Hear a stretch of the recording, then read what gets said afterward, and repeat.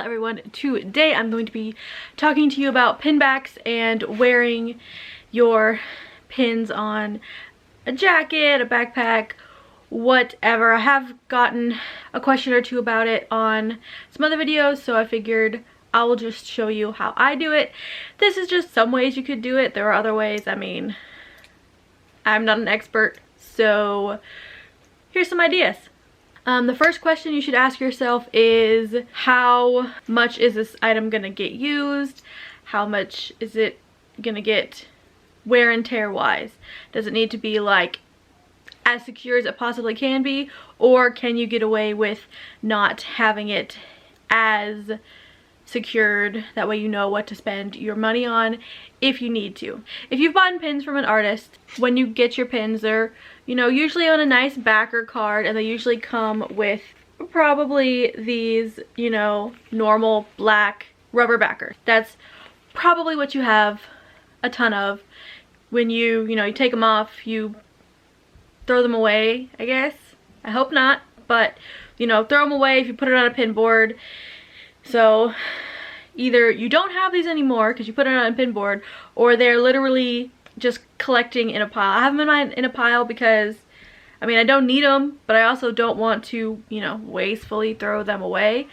So I have all mine collected in gumball machines. There are other variants of those. If you're lucky, you might get the butterfly clip ones, which are my personal favorite. They also have colored the plastic backers. There's the Mickey heads for Disney pins.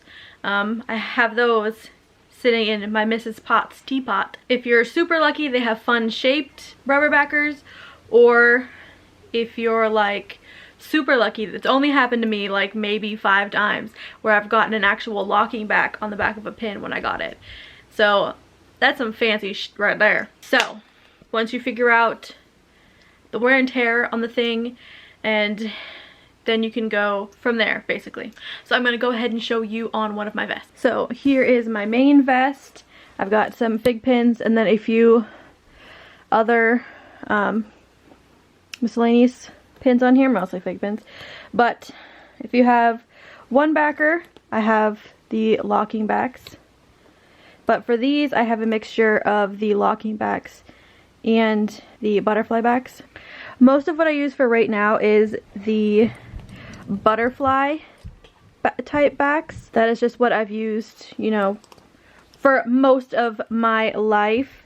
When I was in GROTC, when we had to do our uniforms, we used the the butterfly backs, which, you know, we called dammits, because, you know, just like when you drop your ball out of your piercing and you hear the ting, when you hear one of these backings drops, like the entire room would check to see if they lost their dammit. So these are dammits. If you use these, then you were high speed.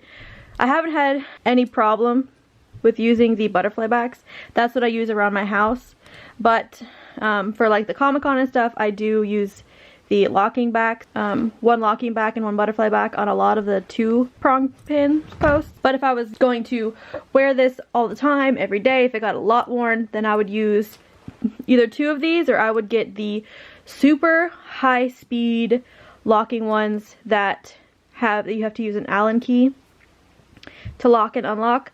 If I was putting on a backpack to like take to work or take to school every day, I would definitely use one of those fancier backs. I just don't have a need for them. If you wanted to buy some of the locking backs that I showed you, you can look them on up on Amazon. Just literally call them locking backs. Make sure you look at the quantity versus the price. Try to get the best bang for your buck. It does get kind of confusing because some of them are this price for this amount, and it's just hard to judge. But if I was going to buy them right now, I'd probably buy this one. But use your best judgment, your budget. If you only need a certain amount, then just get that amount. I mean, I'm not a professional. I'm not sponsoring any of these things, so I mean, do what you will. These are the fancier locking backs, with the ones with that you use the tool to lock and unlock. Definitely get some of those if it's gonna get a lot of wear and tear and you really want to be sure that it's going to stay on tight, because you don't want to lose your pins. That's really all I got. I don't have any other advice besides Don't be the guy that bends your pin backs to get it to attach to something. Bend the post. We used to do that in the army too. On our caps, we used to just bend them because having the davits on your forehead was not pleasant, so we just bend them. Don't do that to your pins. Thank you so much for watching. I hope you have a wonderful day. Mwah.